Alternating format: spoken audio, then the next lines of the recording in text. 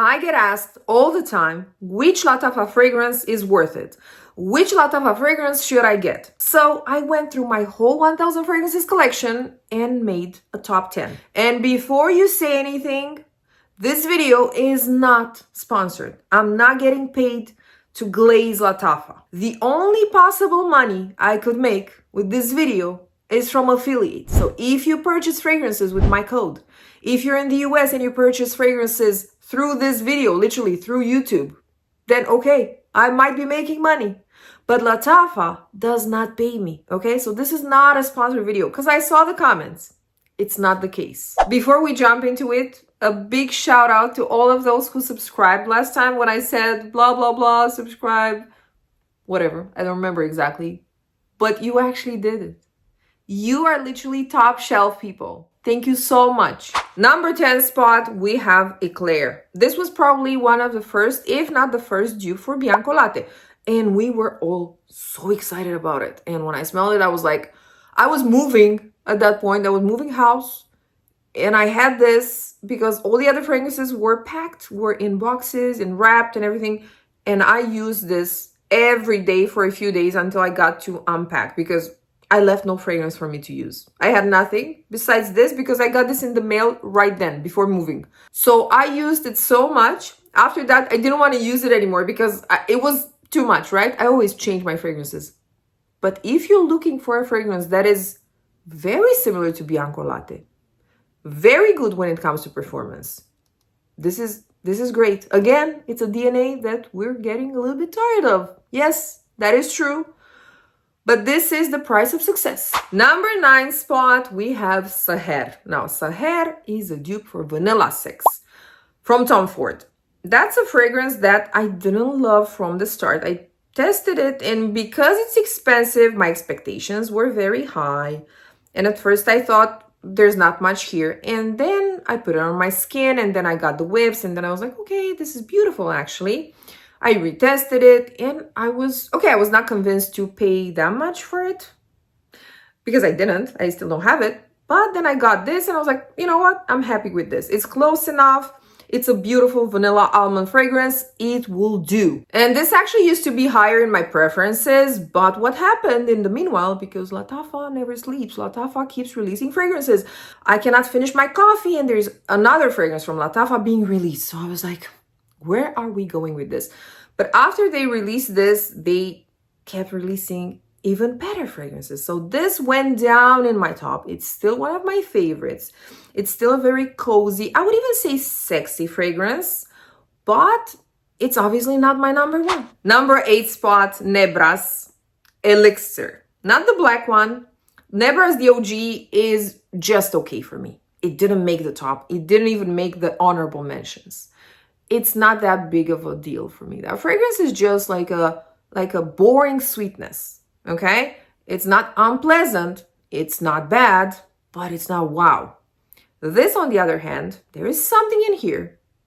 The way this milkiness and the little bit of chocolate and everything, like there's a lot of goodness in here, like delicious goodness, dessert type of goodness, okay? But everything is mixed with sort of a Play-Doh vibe situation.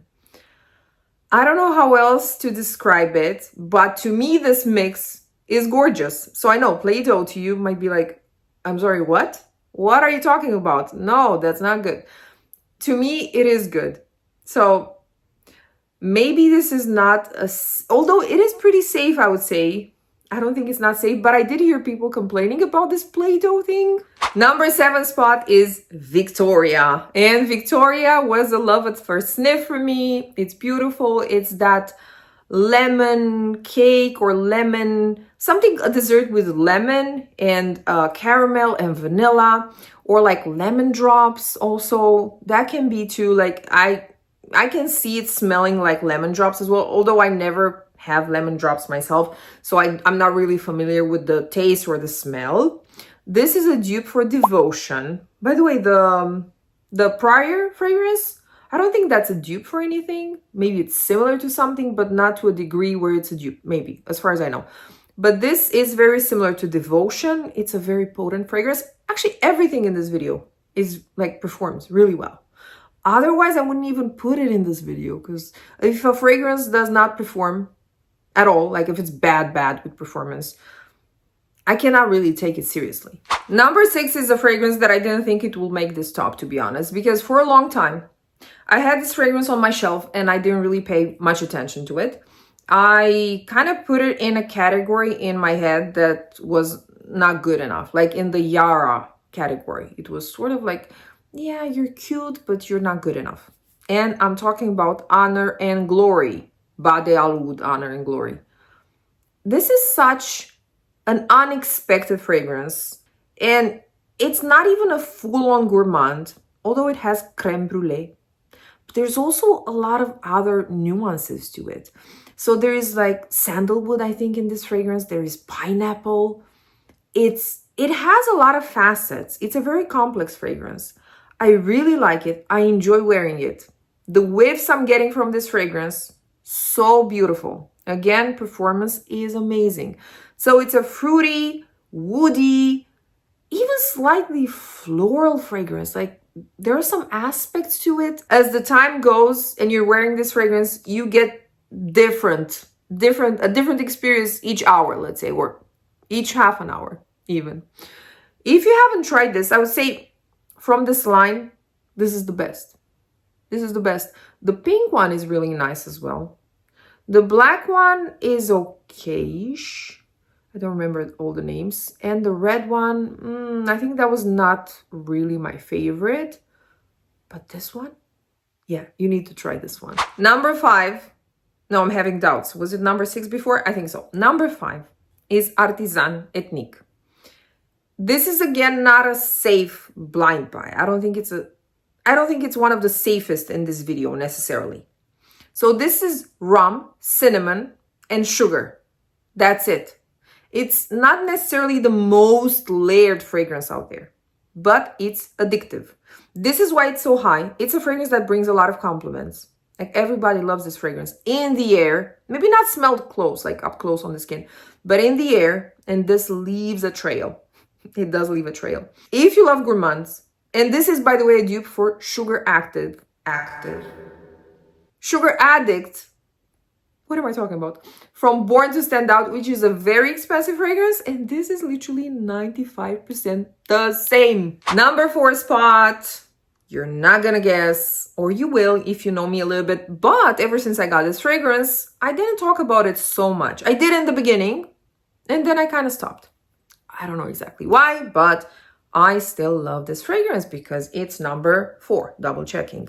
And this is Teriyaki Intense. If you didn't love teriyaki because it was too sweet, because it was too syrupy, give this a try. They tamed the sweetness. They added plum. There is caramel still in here. There is cinnamon. It's a little bit, even a little bit boozy, almost a little bit boozy. Although I don't really get booziness like truly like I would get from Angel's Share, for example. It's not like that, but it hints. This is a dark, mysterious, rich type of fragrance. Fall, winter, not summer. And it's strong. But it's not as strong as the OG Teriyaki. It's a little bit less strong. You don't need more strength than that. That's literally a beast. This is still a beast, a smaller beast.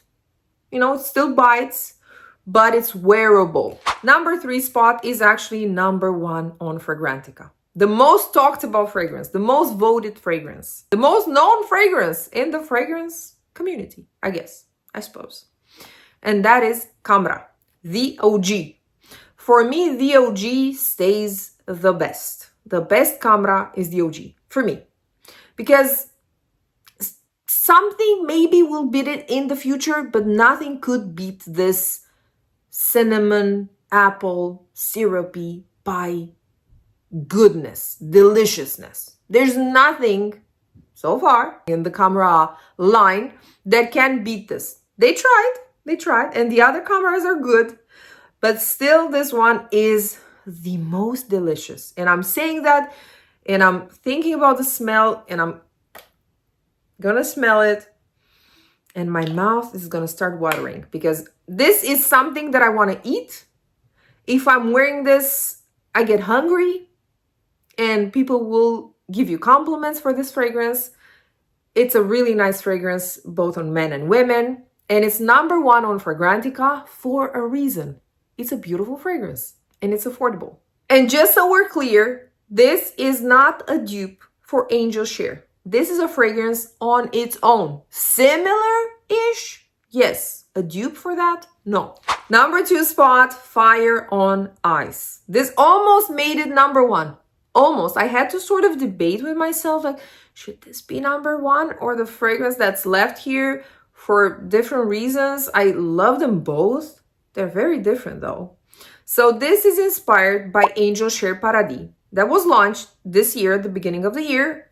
I loved it immediately. I loved it even more after when I got to wear it and, you know, experience it. And then they got this pretty fast and I was like, wow, they did an amazing job. Amazing job. And you can see that I've been enjoying it quite a bit, right? I've been wearing the OG, the Paradis, you know, from Kilian as well. I have that one. This DNA, the best DNA that a brand has launched this year. You know, that's a big statement. This is gorgeous. It's not too boozy. It's not as heavy as Angel Share, the OG. It's easier to wear this one. There are berries in here, a little bit of, I think, raspberry, if I'm not mistaken, which gives it like a fresher, like a fruity fresh approach. Okay, that doesn't sound as good as this fragrance smells, but this is a sophisticated fragrance. This is a sophisticated smell. So that's why it almost made it to number 1, because this is gorgeous. If you want to test something from this video, let it be this fragrance or the other one, because you might not be able to find this one. And not to forget, Fire on Ice is 110% unisex. Men can wear it, women can wear it equally. There was a lot of debate for number 1, and this fragrance made it. And it made it because, of course, I love it. I wear it a lot. I have backup for it, which is crazy nowadays because I don't keep backups for almost anything. And this fragrance is very versatile and it's a day-to-day type of fragrance. And some say that it's better than the fragrance it dupes, which again is a big statement. And I'm talking about Angham. And Angham is of course a dupe for Goddess, but this one is a little bit sweeter. So it has more vanilla, let's say, and less lavender. And a lot of people enjoy this aspect because, of course, lavender can be a little bit problematic for some people, me included, although I do enjoy Goddess as well. And even though they say this leans feminine, I think a man who loves lavender and vanilla put together can wear this. Tell me your top 5 Lattafa and what am I missing? If there's a fragrance from Lattafa that you think, how come she didn't put that in this top? How come she never talks about that? How come she doesn't have that fragrance from Lattafa that is so gorgeous? Put it in the comments because I want to complete my Lattafa collection.